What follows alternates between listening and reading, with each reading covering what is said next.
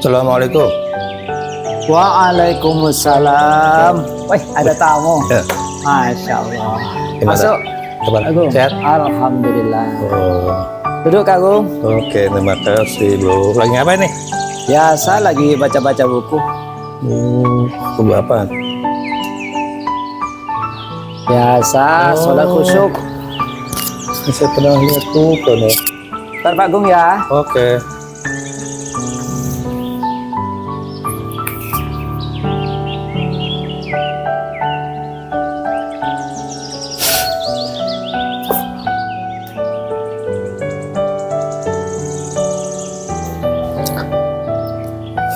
Oh, saya pernah baca juga nih, Tat.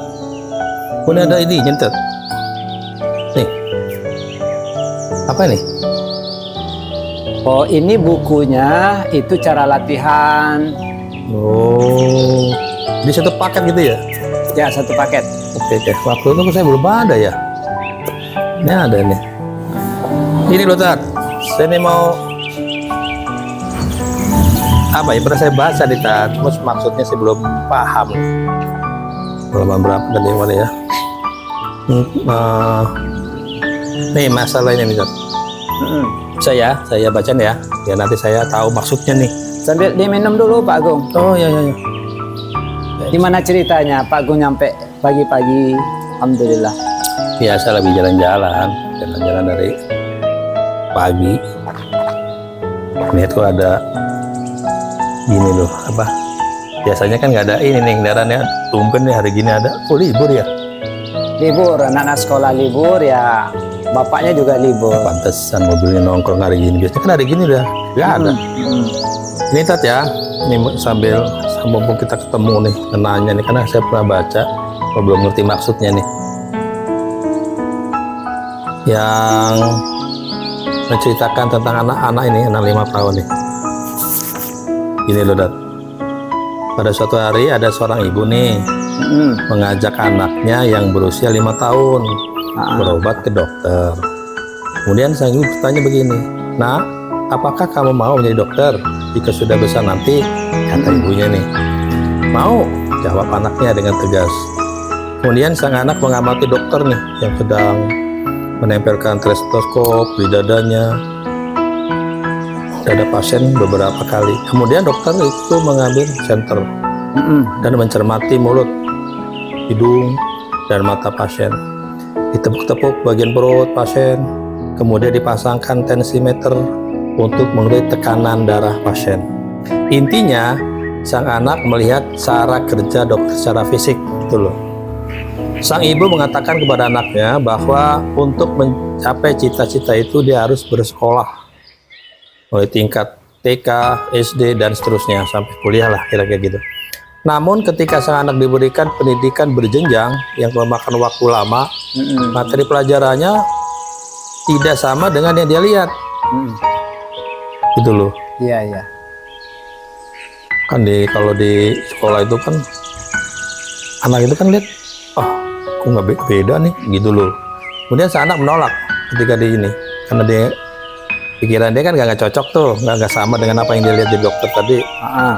Malah saya nolak, tidak mau. Maka anak itu tidak mau sekolah nih. Dia menganggap bahwa pelajaran yang diberikan itu di sekolah hanya itu tadi, berhitung, membaca, dan seterusnya. Tidak sama dengan pekerja dokter yang dia lihat. Nah, penolakan ini terus berlanjut sampai sang anak menginjak usia 30 tahun. Akhirnya, sang anak hanya berlatih mempraktekkan pekerjaan dokter yang dia lihat tanpa ilmu yang memadai. Oh, itu gimana tuh? Dokter apa? Kira-kira kan gitu. Iya. Kok bisa begini nih? Kira-kira kenapa nih, Dok? Ini, Tat. Iya. Coba deh diterangin ini supaya saya agak paham maksudnya. Ini kita lihat Pak Agung. Ini buku ini kan sholat khusyuk dengan metode 3T. Iya, 3T. Berarti cerita-cerita di sini ada kaitannya dengan sholat khusyuk. 3T. Tumak nina, tafakur, dan tadabbur. 3T ya. Oh, terus? Jadi cerita dokter itu nanti kita kaitkan dengan maksud yang dikarang oleh pengarang buku ini. Nah, Pak Oh, Lukman. Jadi begini, itu sebetulnya analog. Apa namanya? perumpamaan kali. Perumpamaan. Oh, Kalau anak usia 5 tahun itu, kalau dia melihat profesi dokter, itu kan cuman apa yang dilihat kasat mata doang. iya iya iya. Kalau anak 5 tahun itu ngelihat dokter itu apanya? Pertama penampilannya, Penampilannya. pakaian bagus. Pakaian bagus. Iya. Yang kedua pekerjaannya, Lihat yang tadi ya. lihat ada yang tempel di tangan untuk Kejantung. ngecek darah, kemudian ada di jantung untuk berapa detak jantung, kemudian ada yang di center, ada yang ditekan-tekan segala macam. Oh iya iya. Jadi anak itu melihat itulah profesi dokter. Setelah kerjanya selesai, gitulah, gitu ya. ya hanya sebatas itu. Begitu sudah selesai memeriksa pasien dengan alat-alat yang disiapkan dokter tadi, kemudian diajak ngobrol tuh pasien. Habis pasien diajak ngobrol, kasih obat sesuai dengan penyakit yang ada pada pasien. Pulangnya, dokternya dapat duit, Bayar ya maknya itu, maknya. bayar sama orang yang berobat. Iya iya iya iya. Jadi anak 5 tahun melihat profesi dokter, satu penampilan, dua pekerjaan yang dilihat di mata, yang ketiga keuntungan, dapat duit. Berarti jadi dokter itu gampang. Enak aja begitu-gitu aja dapat duit Iya, itu dapat maksudnya gitu ya. duit. Lihat ini gitu tok tok tok tok tok dapat duit. Ya, Kata si anak tadi gitu. Oh, itu baru pandangan anak usia 5 tahun. 5 tahun tadi. Ya, Tapi ya. kalau sekarang kita ngobrol nih Pak Agung umurnya berapa tahun? Saya masuk 63 nanti. 63. Oh, Nah berarti kan kita udah dewasa ya? oh, udah lansia kalau saya mah. Lansia. Gimana Pak Agung melihat profesi dokter itu? Apa yang harus dimiliki dokter sehingga dia layak dikatakan dokter?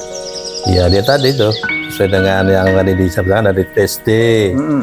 SMP, SMA, kuliah fakultas kedokteran. Kuliah pun Khusus. harus jurusan yang Harus dokter. kedokteran karena kan Kalau jurusan pertanian gimana?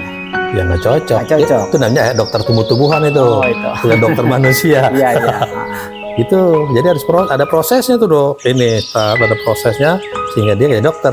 Menurut yang saya tahu loh. Berarti dia harus sekolah sampai perguruan tinggi. Oh, Begitu perguruan tinggi dia harus mengambil spesialis. spesialis yang namanya apa? UAS apa tuh ya? Ya. Yang jadi ahlinya gitu. Nanti ada ilmu psikologinya, Oh. ilmu bagaimana Anatomi. pembentukan Anatomi tubuh. struktur tubuh, Oh, iya betul. termasuk juga persoalan penyakit, apa gejala penyakit, apa obat penyakit, Betul. bagaimana menghadapi pasien yang begini, itu kan Iya. ilmu semua. Betul betul. Mendiagnosa. Nah, jadi memang harus ada ilmu kedokteran yang memang Satu kesatuan. satu kesatuan full. Nah, apa itu kaitannya dengan 3T tadi tuh dok? Ini, dok. Oh iya.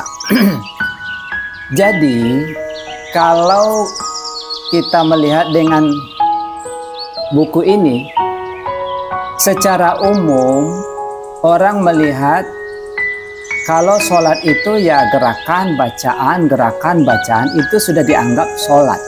Oh, Sama dengan anak usia 5 tahun tadi. Kalau sudah berpakaian rapi, kemudian dengan alat-alat ini pakai dokter, kasih obat, sudah dokter.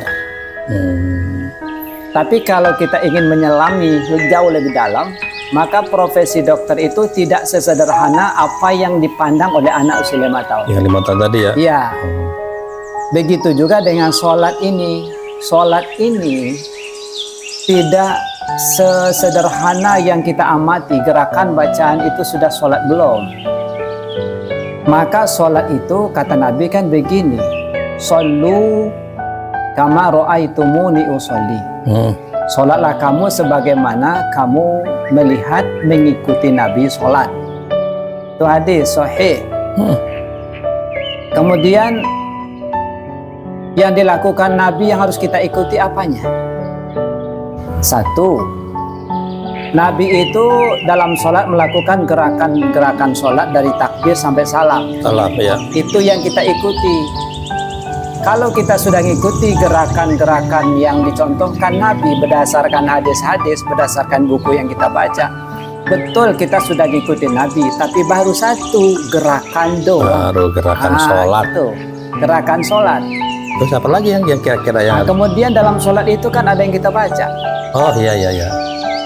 Doa iftitah, Al-Fatihah sampai salam. Sudah salam. Kalau kita membaca bacaan sholat, berarti kita sudah ngikutin Nabi, tapi baru cuman bacaan doang. Iya iya iya, perintahnya ya ada ya. Jadi yang dilihat oleh anak profesi kita secara umum, profesi orang sholat itu, kegiatan orang sholat, baru dua itu secara umum. Gerakan bacaan. Apalagi yang ketiga yang kita contoh, pikiran. Kalau Nabi pikirannya dalam sholat kemana Kak? Kayak fokus ya. Wah, Fokus kemana?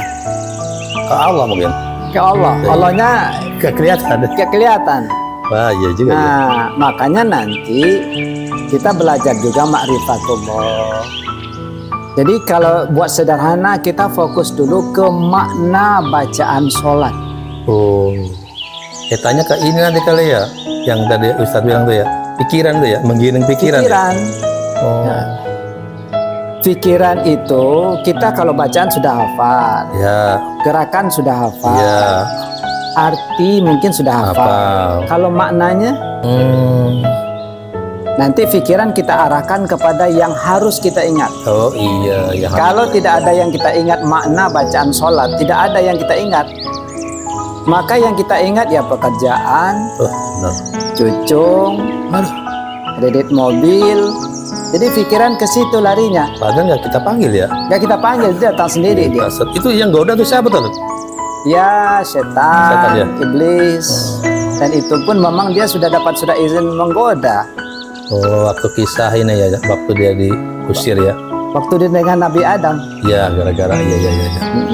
Kata dia, ya Allah, kalau begitu satu panjangkan umur saya, yang kedua berikan kebebasan saya untuk menggoda semua umat-umat Muhammad, semua umat manusia.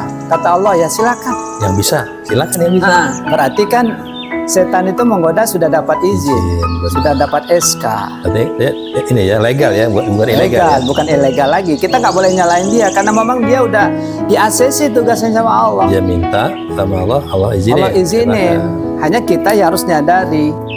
Nah, kembali ke yang tadi Pak Agung. Jadi kalau di dalam sholat, Nabi itu pikirannya ke makna bacaan sholat. Makna ya. Bismillahirrahmanirrahim. Apa maknanya yang terkandung di dalam? Udah. Jadi pikiran itu harus kita kendalikan. Yang kalau dulu pikiran kita belusukan kemana-mana gitu. Terus? Nah sekarang kita buat makna bacaan sholat. Mulai dari Bismillah, Alhamdulillah, Ar-Rahman. Nanti pikiran kita yang kemana-mana itu sekarang kita robah ke makna bacaan sholat. Jadi pikiran kita cuma mikirin makna bacaan sholat. Jadi bukan kemana-mana lagi. Oh gitu ya. Jadi kalau kita dalam sholat kira-kira Pak Agung, kita sudah ngikutin Nabi ke makna-makna. Kita pikiran dalam sholat kemana? Ya, kalau saya ternyata kadang-kadang ya lintasan itu. Yang keempat, hati Nabi. Hati Nabi kemana? Tepi tadi. Makna itu yang dijiwai. Oh. Makna itu yang dihayati. Makna itu yang diresapi di hati Nabi. Buku ini ingin menggambarkan pandangan secara umum mayoritas orang memandang profesi sholat itu, pekerjaan sholat, ibadah kita yang lakukan itu cuman memandang dari segi gerakan bacaan. Dan itu dia anggap sudah sholat. Sudah ngikutin Nabi. Padahal kalau kita lihat mengikuti Nabi itu pikirannya harus dikendalikan. Hatinya juga menjiwai. Nah itu baru sholat yang sempurna. Jadi kalau cuma gerakan bacaan itu nggak ngaruh. Banyak orang yang sholat tapi kan maksiatnya jalan. Nah itu yang mau saya tanya. Karena belum nyantol ke sini nih. Ada apa? Ayat apa nih yang Inna sholata tanha 'anil fahsya'i wal munkar. Sholat jojong, korupsi jojong. Masih jojong. Ini dampaknya kali ya. Ada istilah lain STMJ. Karena ada baru dua aja. baru gerakan doang. Ya kan Gerakan bacaan. Jadi dampaknya pengaruh pada jiwa belum ada ya. Yang mempengaruhi jiwa itu kalau sudah di Ya takut ya sama yang merintahkan sholat itu ya. Nikmat sudah kelipat banyak, kemudian kita suruh apa? Kan salah satu kita berbentuk syukur kan sholat aja. sholat. Salah satu bentuk syukur kita kepada Allah. Oh, berterima kasih sama Allah. Nikmat-nikmat yang begitu banyak. Allah itu lembut ya dalam ini kepada hambanya ya. Yang apa yang benar pikir itu gimana? Kan enggak, goblok kamu ya udah dikasih nikmat kok nggak pernah ini kufur. Tapi kan apakah kamu tidak berpikir? Makanya Allah itu ingin menyadarkan kita, tapi bahasanya bahasa yang santun. Halus banget, santun betul. Makanya kata Allah, afala ta'qilun, afala tubsirun. Cobalah kamu berpikir, kan gitu. Kalau kita ngomongnya, kamu sih blow on, nggak ngerti. Error. Bolot. Bolot. Astagfirullah. Tapi kalau Allah tidak, Allah itu pakai bahasa yang Santun. Nyuruh kita berpikir. Makanya juga ada ayat Al-Quran itu, hal yastawil ladzina ya'lamuna wal ladzina la ya'lamun. Apakah sama orang berilmu dengan tidak berilmu? Allah nanya bukan karena Allah nggak tahu. Allah tahu. Tapi Allah ingin mempertegas supaya manusia itu berpikir ulang. Jawabannya pasti ya beda lah, pasti orang bagus, orang berilmu. Dan Allah ingin menyampaikan, jadilah orang berilmu. Nah, gitu. Sip. Dah, kayaknya udah mantep nih, udah agak siang nih. Pamit dulu. Mau kemana lagi? Ya biasa lanjutin jalan. Kalau nunggu sebentar lagi sarapan kita. Aduh, nanti lah. Kan udah ini sudah banyak makannya. Ya gitu ya. Iya Pak Agung. Nanti kita lanjut lagi. Jadi nanti Pak Agung, kalau Pak Agung sudah punya buku ini, saya juga udah punya. Nanti ke depan kita bahas lagi. Kayaknya buku ini pencarian yang ya nanti saya bawa deh. 40 tahun. Ini kan nggak sengaja nih, saya lewat. Nah nanti kalau itu sengaja saya bawa tuh. Siap. Pegang. Oke, udah sih. Ya, sama-sama Pak Ya, Agung. ya, assalamualaikum. Waalaikumsalam. Titip salam sama ibu di rumah. Sip. Mudah-mudahan sehat semua. Oke.